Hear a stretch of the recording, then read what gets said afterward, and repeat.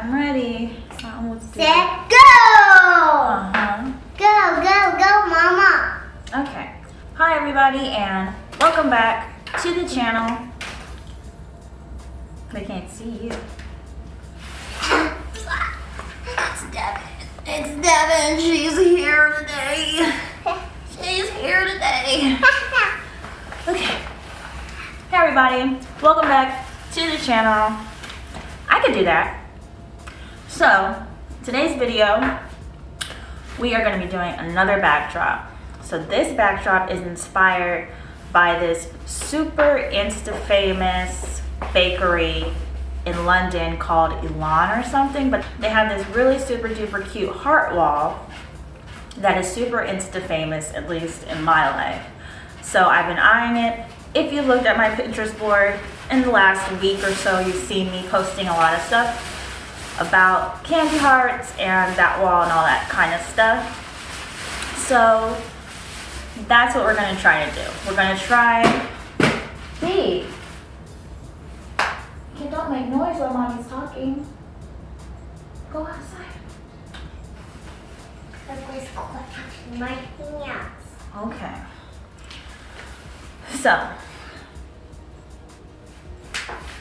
So yeah, what we're going to try to do is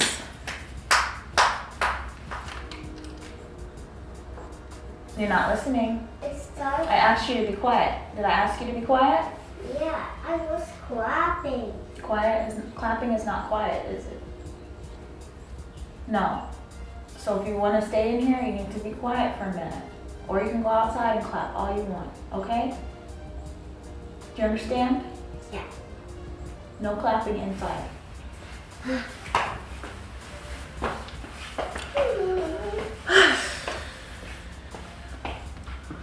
So it begins. What I'm going to try to do today is to recreate that wall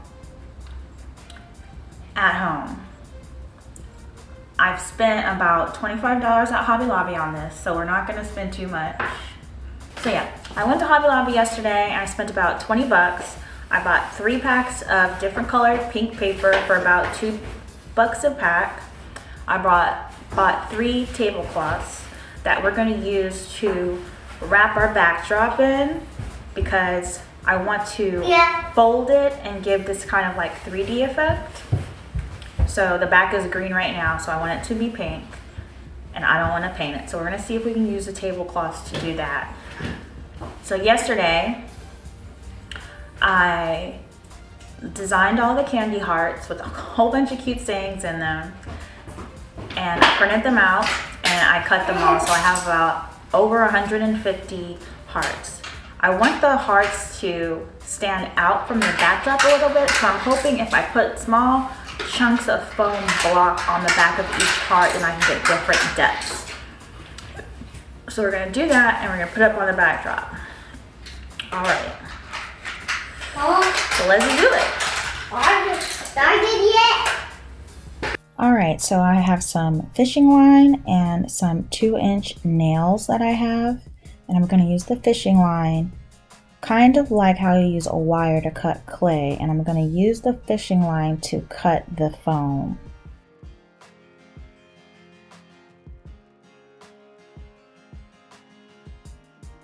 You just run it through and it'll slice right off. So now I have my foam block, and I'm going to take my 2-inch nails and stick them in the foam block.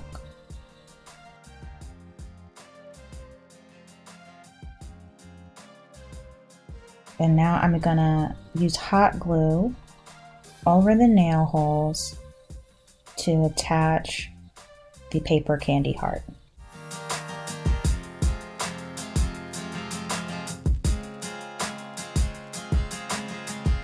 So now we can take the candy heart and hopefully we can just stick it into the styrofoam backdrop.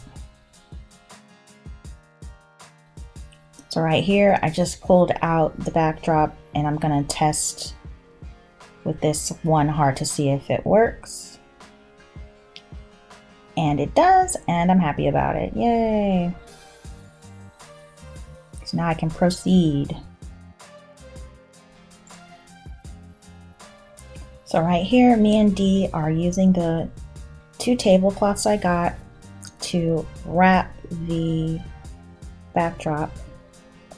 I was trying to make it pink, but as you can see right through it. So maybe if I used maybe 6 tablecloths, it would have been opaque enough.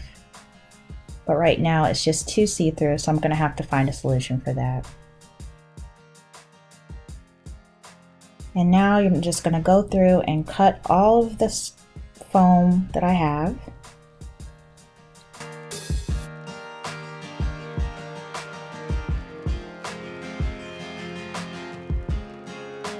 And here's a little demonstration of me pulling off each of these brad nails. I suggest you don't do this.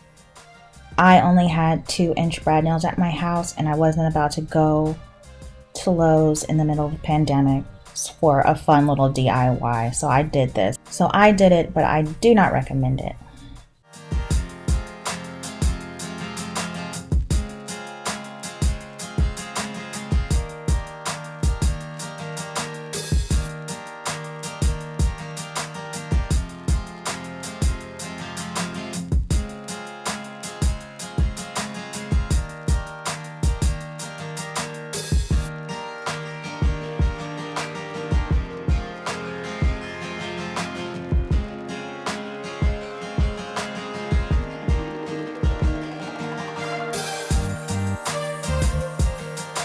And as I was attaching the blocks to the hearts, I was putting them on the backdrop on the floor to kind of give myself an idea of how many hearts I would need.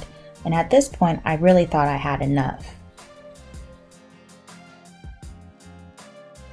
So now we can see how translucent the tablecloths are. So I'm taking this basting spray that I have, and I'm using all the extra sheets of pink construction paper that I have in my house to put on the backdrop to make it as opaque as possible. So hopefully layering all these pinks will give it a lot of depth as well as give me the look that I'm looking for.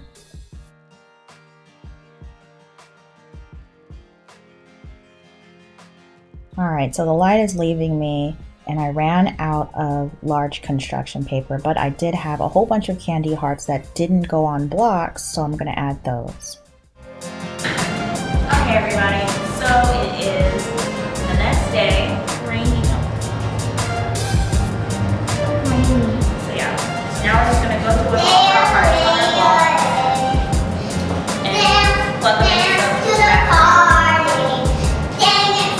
So if you didn't hear that, I'm going to add all of my hearts on blocks to the wall now. I added the large ones and then I went down to the medium-sized ones that I had. And now I'm going to fill in with all the little ones. So after all the hearts are on, I'm going to go through and staple the tablecloths to the back of the backdrop so it's not flying all over the place and it looks nice and neat. And that's about it, guys. I am done with that.